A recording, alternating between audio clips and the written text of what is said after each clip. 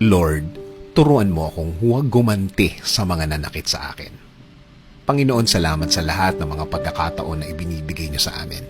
Sa mga biyaya na laging andyan, sa mga provision na laging nakahanda para i-provide sa amin. Panginoon, aaminin po namin sa inyo na kami po ay nasasaktan. Nasasaktan ng mga taong nasa paligid namin. Para po silang nananadya.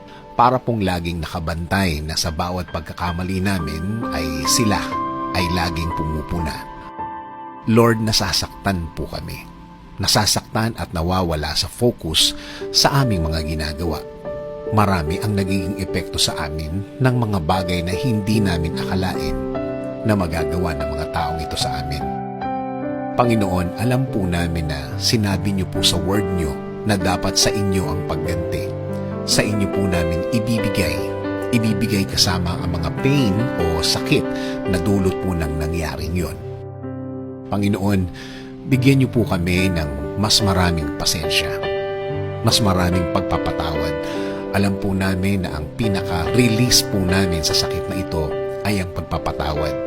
Kaya Panginoon, turuan niyo kami na maging mabuting Kristiyano, maging mabuting tao. Turuan niyo kaming maging isang mabuting example sa aming mga kasamahan at pamilya. Dahil alam po namin na binabantayan din po nila ang bawat galaw namin at inaalam kung paano kami magre-react sa mga bagay na ito. Kaya inaalay na po namin sa inyo, isinusuko po namin sa inyo ang lahat, Panginoon.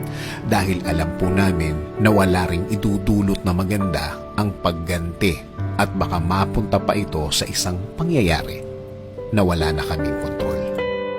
Kaya Panginoon, alisin niyo po ang galit sa aming mga puso. Alisin niyo po